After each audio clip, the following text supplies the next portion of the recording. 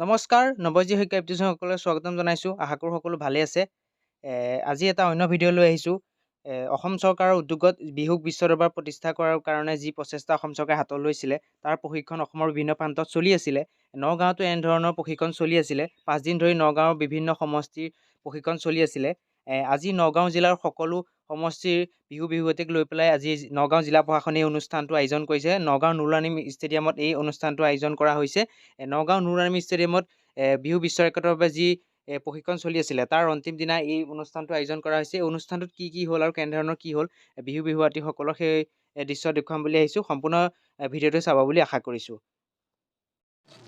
ইয়াৰ আগৰ ভিডিঅ'টোত আপোনালোকক মই দেখাইছিলোঁ নগাঁৱৰ বিভিন্ন সমষ্টিত প্ৰশিক্ষণ হৈ থকাৰ যি দৃশ্য সেয়া দেখুৱাইছিলোঁ। আজি এই 5 দিনৰ অন্তত আজি সেই নগাঁৱত এয়া দেখিবলৈ পাইছে সকলো সমষ্টিৰ লোক হৈ এই অনুষ্ঠানটো কৰিবলৈ আগবাঢ়িছে। আমি অনুষ্ঠানটোৰ সম্পূৰ্ণ দৃশ্যটো চাওঁ বলক, আহক অনুষ্ঠানটো উপভোগ কৰোঁ।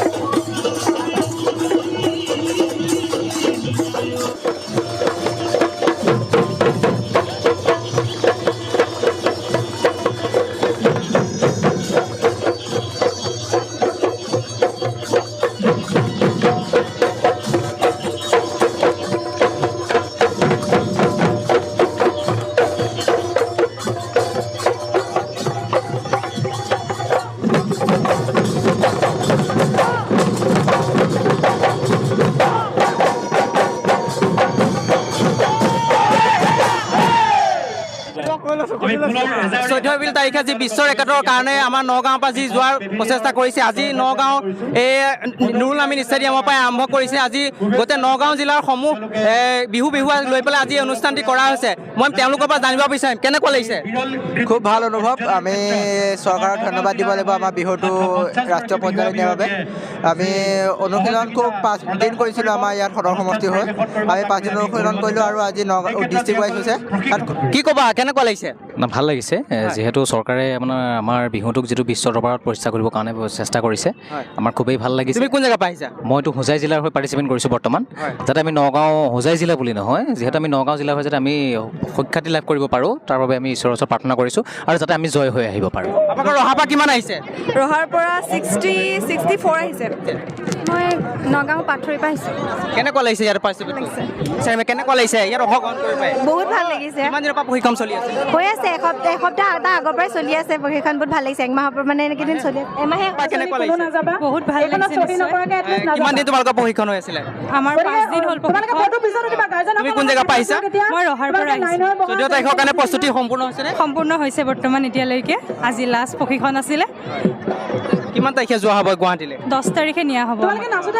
বিহু নাপাবা কেনেকুৱা লাগিছে ঘৰখন নাপাবা নাই বাৰু ভালেই লাগিছে এফালৰ পৰা বেয়াও লাগিছে ঘৰখনত নাথাকিম কিন্তু জীৱনত এটা ডাঙৰ অভিলেখ হ'ব সেইটোৰ বাবে বহুত সুখী হৈছোঁ তাত অংশগ্ৰহণ কৰিবলৈ পাই নিছোঁ কলিয়াবৰ পৰা কিমান জন আহিছে আমি কলিয়াবৰ সৰ্বমুঠ 4 গৰাকী 117 জন আহিছোঁ আমি প্ৰশিক্ষণ কিমান দিন ধৰি চলিছিলে আমাৰ 5 দিন ধৰি তাত চলিছিলে ধন্যবাদ জনাইছোঁ এনেকৈ সপৰো প্ৰত্যেক সমষ্টিৰ পৰা অহা সকলোকে দেখাইছোঁ কোন জেগাৰ পৰা আহিছে আপোনালোক